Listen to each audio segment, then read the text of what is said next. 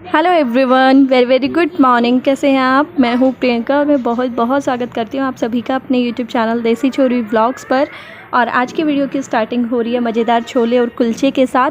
तो ये मैंने एक बार बहुत पहले, कई महीने पहले भी अपनी वीडियो में शेयर किए थे, लेकिन उस टाइम मैंने डिटेल में नहीं बताया था। तो आप सब में से ही बहुत सारे कमेंट आए थे कि आप डिटेल में शेयर करना, तो आज मैं आपके साथ करने जा रही हूँ। कड़ी पत्ता, जिसको कि मैंने ना धो के इसकी पत्तियां निकाल ली थी पहले तो डंठल में से, और फिर धो के मैंने इसको और सुखा रखा था। छाया में ही सुखाया था मैंने, क्योंकि गर्मी इतनी ज़्यादा है, छाया में अपने आप ही सूख जाता है। धूप में सुखाने से है ना, और तो कुछ नहीं, बस इसका कलर काला पड़ जाता है। और अभी आप देख रहे हो ये बिल्कुल ग्रीन कलर है, और एक ही दिन में हो जाता है। गर्मियों में ज़्यादा देर रखने की ज़रूरत नहीं रहती। कैसे क्रंच की आवाज़ आ रही है ना। और ये किस चीज़ में यूज़ होगा? ये यूज़ होगा जैसे कभी सूखे आलू बनाए तो उसमें राई और कसूरी में ये कड़ी पत्ते के आलू बहुत टेस्टी बनते हैं, उसमें यूज़ हो जाएगा। या फिर जैसे मैं रायते वाली बूंदी अगर घर पे बनाना चाहूँ तो उसमें यूज़ हो जाएगा। और रायते वाली बूंदी मुझे घर पे बनानी ही पड़ेगी, ख़त्म बिल्कुल हो गई है, तो देखती हूँ कल परसों में बनाऊँगी। ज़्यादा एफर्ट नहीं लगता उसमें, बहुत आसान रेसिपी है उसकी भी, बहुत ज़्यादा आसान। तो घर पे बनाऊंगी, आपको दिखाऊंगी किस तरह से बनानी है। वैसे तो बहुत सिंपल सी है, अगर आप कहोगे तो मैं दिखा दूंगी, वरना नहीं। और इसी तरह से मैं ना पुदीने का पाउडर भी बनाती हूँ, बस और तो कुछ नहीं। ये उस टाइम पे काम आ जाता है सर्दियों में, जब पुदीना नहीं मिलता या कड़ी पत्ता ताज़ा नहीं मिलता ना, तो फिर ये काम आ जाता है। हाँ कि भाई चलो टेस्ट तो आएगा ही आएगा। देखो वैसा बिल्कुल फ्रेश वाला तो टेस्ट नहीं आता, लेकिन फिर भी मन को संतुष्टि रहती है कि हाँ भाई हमने डाल लिया। तो देखो तैयारी मैं आपको बता देती हूँ मैंने कहाँ से शुरू की है। सबसे पहले मैंने छोले उबाल दिए हैं। छोले मैंने पहले ही रख लिए थे, इसलिए मेरे उबल चुके हैं। और 3-4 सीटी लगा के मैंने इनको बंद कर दिया था। उसके बाद फिर मैंने इन्हें खोला तो ये गल चुके थे, लेकिन मतलब दबाने से मतलब इस तरह से टाइट दबाया जा रहा था, मतलब अच्छे तरीके से गले नहीं थे। तो फिर उस टाइम मैंने इसमें अब 2 आलू भी डाल दिए और दोबारा फिर मैंने इसको रख दिया था गैस पे। अब 2 सीटी फिर से आ गई है, फिर मैंने इसको बंद कर दिया है। अब सबसे पहले कर लेते हैं आटा लगाने की तैयारी। मैंने परात में छलनी लगा ली है, क्योंकि मैदा, सूजी, बेसन ये सारी चीजें ना छानने की जरूरत पड़ती ही है। यहाँ पे मैंने 3 कटोरी मैदा ले लिया है। अगर मैं वजन की बात करूं तो ये होगी आधा किलो के करीब।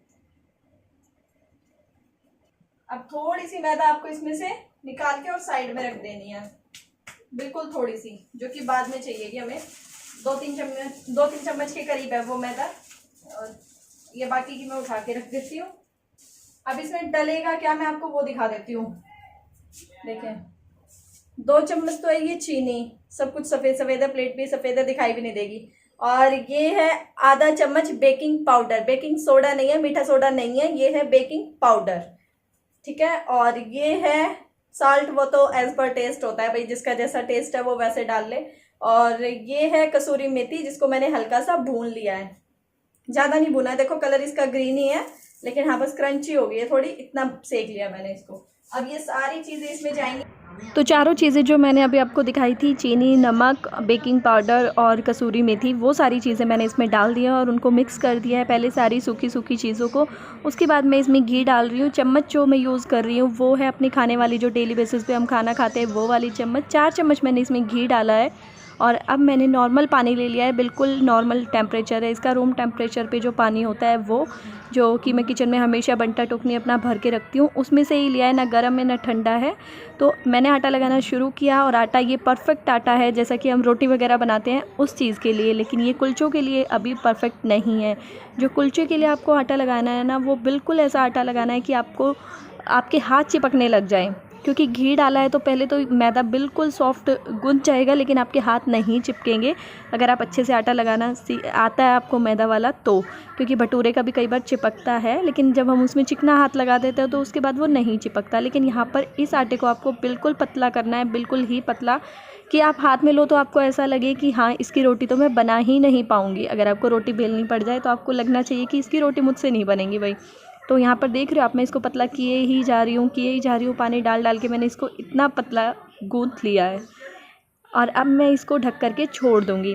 मेरे जो नैपकिन है ना, किचन वाले टावल्स, वो सारे ही मोस्टली गंदे हो रखे हैं। अगर आपके पास साफ़ टावल है तो आप इसको कपड़े से ढककर छोड़ना, मैंने प्लेट ढक दिया है।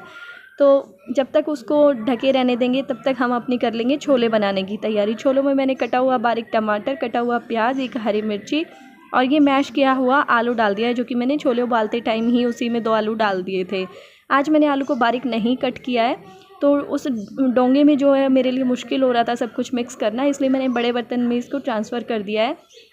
मसालों में मैंने अभी सिर्फ इसमें काला नमक डाला है और ये मैंने डाल दिया है काली मिर्च। ये काला नमक, मिर्च ये सब आप अपने टेस्ट के अकॉर्डिंग रख सकते हैं, क्योंकि सबका स्वाद अलग अलग होता है। ये है भुना हुआ जीरा, जो कि मैंने थोड़ा सा हाथ से क्रश करके डाल दिया है, पाउडर फॉर्म में नहीं है ये। और अब मैं इन तीनों चीज़ों को इसमें मिला दूँगी, क्योंकि नमक अपना पानी छोड़ देगा तो वो कहीं एक जगह पानी पानी सा ना हो जाए, इसलिए पहले मैंने इसको मिला दिया है। और अब मैं इसमें एक्स्ट्रा के जो 2-3 मसाले और डलेंगे वो डालती हूँ। तो सबसे पहले मैंने इसमें डाला नमक, जो सिंपल वाला सफ़ेद नमक होता है। पहले काला नमक डाला था और अब मैंने इसमें डाल दिया थोड़ी सी कलर वाली काश्मीरी लाल मिर्ची। अगर आपके पास नहीं है तो आप सिंपल भी डाल सकते हो, वो तो अपने अपने टेस्ट पे डिपेंड करता है कि आपको तीखा कितना पसंद है। क्योंकि इसमें हरी मिर्ची भी हमने काट के डाली है, काली मिर्ची भी है, तो लाल मिर्ची आपकी इच्छा के अनुसार है कि आप जैसी डालना चाहो। उसके बाद मैंने इसमें नींबू निचोड़ दिया है और नींबू निचोड़ने के बाद मैं जो इसमें साइड में हरा धनिया कटा हुआ रखा है वो डाल दूँगी। और अब मैं इन सारी चीज़ों को मिलाऊंगी और मिलाने के लिए मैंने ये वाली झर का यूज़ इसलिए किया है क्योंकि ये मेरे पास थोड़ी हैवी है, मतलब वज़न में थोड़ी भारी है, तो इससे ये मैश अच्छे से हो गए हैं। आप देख सकते हो इनका टेक्सचर चेंज हो गया है और ये बहुत ज़्यादा सूखे सूखे ना लगे, तो इसके लिए वही सेम 4 चम्मच मैंने इसमें पानी डाल के मिला दिया है। और मैं फिर से इसको डोंगे में निकाल लूँगी, क्योंकि कढ़ाई में वो रखने में अच्छे नहीं लग रहे थे देखने में। और यहाँ पर चल रहा है निश्चय का डांस, निश्चय की मस्ती। और कहते हैं ना कि खाना जब तक देखने में अच्छा ना हो तो फिर खाने में अच्छा कैसे लगेगा, क्योंकि खाना पहले नज़रों से खाया जाता है, उसके बाद ही मुंह में जाता है वो। तो मैं आपको छोले दिखा देती हूँ कैसे लग रहे हैं, आप मुझे बताना ज़रूर। देखिए, तो इस तरह के छोले बनकर तैयार हुए हैं। ये 2 चम्मच 4 चम्मच जो मैंने पानी डाला था उसका कमाल है, जो कि इसका टेक्सचर इतना अच्छा हो गया। तो अब हम अपना आटा देख लेते हैं। इस बीच में मैंने थोड़े से बर्तन भी साफ़ कर लिए हैं। लगभग आटे को रखे हुए आधा घंटा हो गया है। तो अब जो सूखी मैदा हमने निकाल के रखी थी ना, वो बुरक देनी है आपको, मतलब हाथों से ही ले लेनी है, चुटकियों में ही। 1 चम्मच के करीब मैंने इसमें मैदा बुरक दी है। इसको थोड़ी देर के लिए आपको उसमें मैश करना है, मतलब मैदा वो जो सूखा आपने डाला है वो इसके अंदर मिला लेना है, इस तरीके से करना है। और आटे को अब फैला के और 1 चम्मच घी इस तरह से लंबाई में आपको लगाना है। और एक तरफ का आटा उठाया और इसके ऊपर लगा दिया। अब आपको उसके ऊपर घी लगाना है जो आटा आपने उठा के रखा है। अब दूसरी तरफ का ये वाला आटा आपको सेट कर देना है। अब फिर इसको फैलाना है, लंबा लंबा सा फैला लेना है आपको इसको परात में, इस तरह से मुट्ठी से, जैसे कि हम आटा लगाते हैं। कोई भी सिंपल रोटी का आटा गूंथते टाइम हम हमेशा इसी तरह से जो लोच लगाते हैं। फिर आपको एक साइड घी लगाना है और उस तरफ से फोल्ड कर देना है, मतलब जहाँ आप घी लगा रहे हो उसको दबा देना है, घी को दबा देना है। फिर आपको घी लगाना है, फिर आपको और फोल्ड कर देना है। तो ये प्रोसेस आप जितना भी करोगे आपके कुलचे उतने ही सॉफ्ट और अंदर से और बाहर से उतने ही क्रंची बनेंगे। ये इसका पर्पज़ है। तो मैं बहुत ज़्यादा घी तो नहीं बोलूँगी कि मैंने यहाँ पे यूज़ किया है, लगभग 5-6 बार मैंने ये किया होगा। इससे ना बहुत ही टेस्टी कुलचे बनेंगे आपके। तो ये काम आपको करना ही करना है। और आपको याद है ना कि हमने अभी कितना सॉफ्ट आटा लगाया था।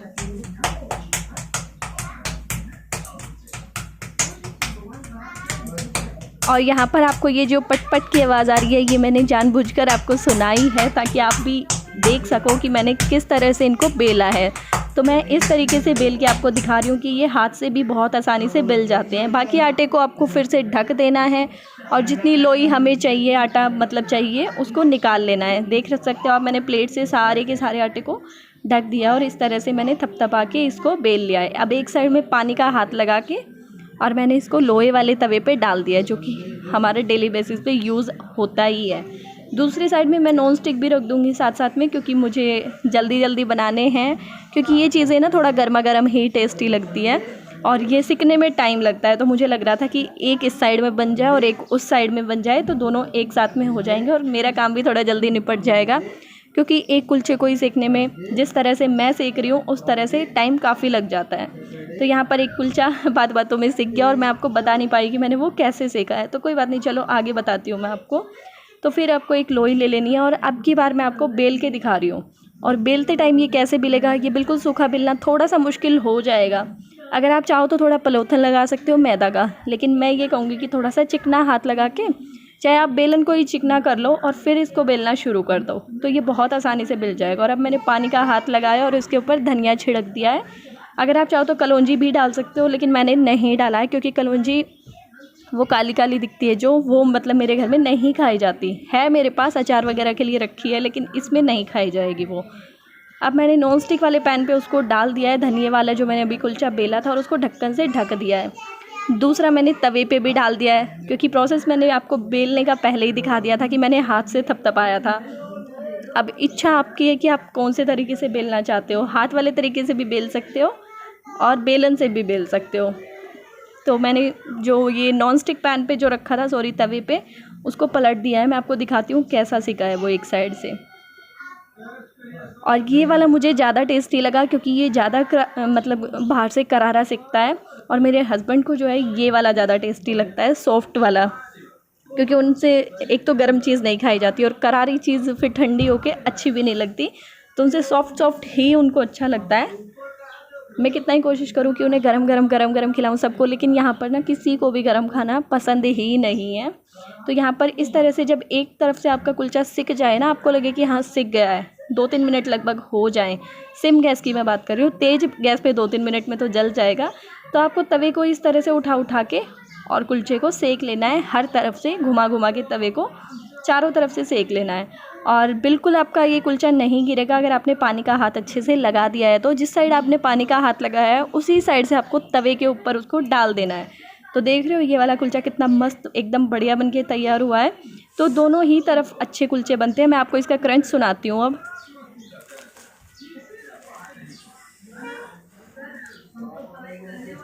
तो गरम ज़्यादा इसलिए मेरा हाथ जल रहा था, तो मेरी की आवाज़ को थोड़ा इग्नोर कर देना।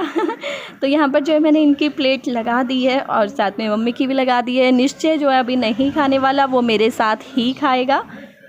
ये तवे वाला कुलचा देखो कितनी देर में बना है, जब तक उस पर 2 बन गए हैं तब तक ये तवे वाला 1 रेडी हुआ है। तो मुझे ये वाला ज़्यादा टेस्टी लग रहा था, बाकी सबकी अपनी अपनी चॉइस है। मैंने बताया कि बाकी सबको सॉफ्ट वाला पसंद आ रहा था। तो नॉन स्टिक पे सिर्फ आप ये कहिए कि हाँ मेरे लिए ही बन रहे थे, लेकिन ये वाला इन्होंने भी खाया था, जो कि मैंने मतलब दिया था, तभी तो इन्हें टेस्ट का पता चला था।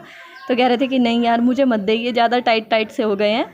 तो ये जो है प्लेट लास्ट में मेरी लगकर तैयार हो चुकी है। तो आप बताइएगा ज़रूर कि कैसी लग रही है देखने में।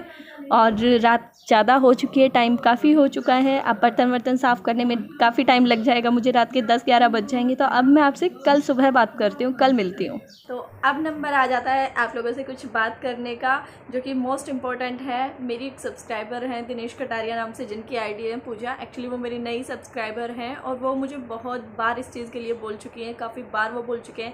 एक दिन कमेंट में ही बस उन्होंने अपनी पूरी स्टोरी मुझे एक्सप्लेन कर दी थी। उसके बाद से वो डेली मुझे कमेंट करती है कि मैम मेरी आप कब पूरी करोगे रिक्वेस्ट, कब मेरी रिक्वेस्ट पे वीडियो बनाओगे।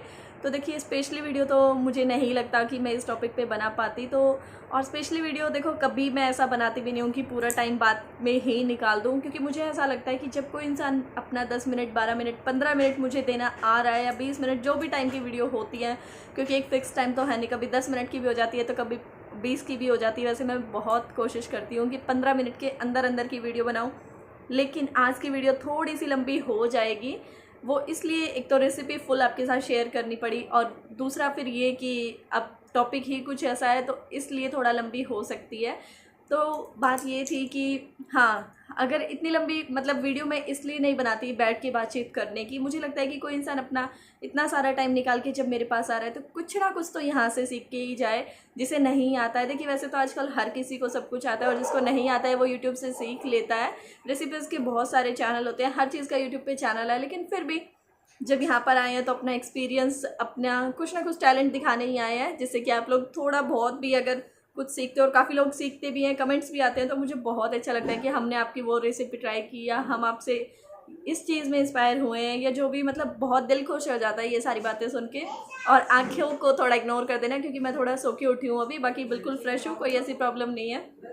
तो उनका टॉपिक ये था कि उन्होंने 4 या 5 साल पहले लव मैरिज की है, और वो मतलब घर वालों की रजामंदी से नहीं हुई वो शादी, आई डोंट नो कि उन्होंने कोर्ट मैरिज की या जैसे भी की, वो उन्होंने मुझे नहीं बताया। तो फिर उसके बाद ना उन्होंने कहा कि मैं आपसे बस यही कहना चाहूँगी कि मेरा ये मैसेज आप सिर्फ अपने व्यूअर्स तक पहुँचा दीजिएगा कि जितनी भी अनमैरिड लड़कियाँ इस वीडियो को देख रही है या जितने भी अनमैरिड जो भाई लोग हैं वो इस वीडियो को देख रहे हैं, तो वो लोग सिर्फ इतना समझ जाएं। अगर उनमें से कुछ लोग भी समझेंगे तो मेरे लिए ये अच्छी खुशी की बात होगी। उनका कहना था ये कि हाँ, कुछ लोगों के तो दिमाग में आया, ताकि लोग आगे ऐसा गलत स्टेप ना उठा पाएँ। देखो मेरी नज़र में दोनों ही चीज़ें ठीक है। मैं ऐसा नहीं है कि मैं लव मैरिज को यहाँ बेकार बता रही हूँ या अरेंज को सपोर्ट कर रही हूँ, ऐसा कुछ नहीं है। मतलब अपनी अपनी जगह पे दोनों अच्छी होती हैं और दोनों ही सक्सेस भी होती हैं। और लड़ाई झगड़े तो देखो छोटे मोटे हर किसी में चलते रहते हैं, चाहे फिर वो लव हो या फिर अरेंज हो। लव में ऐसा ही होता है कि मतलब हमें कहने वाले 4 बंदे हो जाते हैं कि अपनी पसंद से की है। अरेंज में वो चीज़ हमें नहीं होती, वो टेंशन फ्री रहते हैं हम, बस इतना फ़र्क होता है। तो वो कह रही थी कि देखो वैसे तो मुझे कोई भी परेशानी नहीं है, कोई भी, मेरे हस्बैंड बहुत अच्छे हैं, बहुत ही ज़्यादा अच्छे हैं। क्योंकि कुछ मायके की बात थी, मदर्स डे का जो मेरा वीडियो था उससे शायद उन्होंने मुझे देखना शुरू किया था। तो उस पर उनका पहला कमेंट आया था कि मैं अपने घर वालों को बहुत मिस करती हूँ, बहुत ज़्यादा, मम्मी पापा सबको, लेकिन मैं उनसे नहीं मिल सकती। 5 साल या 4 साल जो मैंने आपको बताया उतना टाइम हो गया है। तो मुझे लगा कि भाई क्यों, ये तो पूछना बनता ही था। तो उन्होंने मुझे बताया कि ऐसे ऐसे मैंने अपनी पसंद से शादी कर ली थी और घर वालों के खिलाफ जाके, लेकिन आज मैं पछता रही हूँ उस चीज़ पे, मैंने उनके खिलाफ जाके मतलब शादी क्यों की, ये स्टेप उठाया ही क्यों। तो सुन के देखो थोड़ा सा तो लगता है। और उनका कहना ये भी था कि देखो मैं अपने हस्बैंड की तरफ से बिल्कुल परेशान नहीं हूँ, बिल्कुल भी। यहाँ ये भी मैं आपको क्लियर कर देती हूँ, कभी कुछ लोगों के लगे कि हाँ भाई वो अपनी ज़िंदगी से परेशान है, वो अपनी ज़िंदगी से परेशान नहीं है, लेकिन वो अपने इस फैसले से परेशान है कि उन्होंने घर वालों के अगेंस्ट जाके कोई स्टेप उठाया, जो मतलब घर वालों ने आज तक उन्हें एक्सेप्ट नहीं किया। बस वो इस चीज़ से बहुत परेशान है, बहुत ही ज़्यादा। तो उनका कहना ये था कि जब भी कोई भी लड़की या कोई भी लड़का ये स्टेप उठाए ना, तो प्लीज़ एक बार नहीं 100 बार सोचिए अपने घर वालों के बारे में, अपने मम्मी पापा के बारे में, अपने भाई बहन के बारे में, कि पीछे से उनका क्या होगा। क्योंकि जहाँ तक मुझे लगता है कि ऐसा स्टेप जो उठा लेता है ना, मतलब बिना जो रजामंदी की शादी होती है, तो फिर एक्सेप्ट करना बहुत मुश्किल हो जाता है घर वालों के लिए, बहुत ही ज़्यादा। और उस टाइम पे ख़ास तौर पे जब मैं मिडिल क्लास फैमिली की बात कर रही हूँ, हमारे जैसे लोगों की बात कर रही हूँ, जब कास्ट अलग अलग हों। वैसे तो देखो हम सब कहने को कह देते हैं कि कास्ट वास्ट कुछ नहीं होता, हम सब एक है, ये है वो है, लेकिन आज भी कहीं ना कहीं हमारे समाज में ये सारी चीज़ें मानी जाती हैं कि अपनी कास्ट में शादी होनी चाहिए। मिडिल क्लास फैमिली में ये सब देखो रूल अभी हैं ही हैं। तो बस इतना ही कहना चाहूँगी कि बस एक बार नहीं 100 बार सोचिए जब भी आप कोई इस तरह का स्टेप उठाएं। तो आई होप पूजा कि आपकी रिक्वेस्ट मैंने पूरी कर दी होगी, और भगवान से प्रे करती हूँ कि चलो आपने तो जो कर लिया सो कर लिया, अब वो तो दिन वापस नहीं आ सकते। कहते हैं ना कि जब चिड़िया चुग गई खेत तो फिर पछताने का क्या फ़ायदा।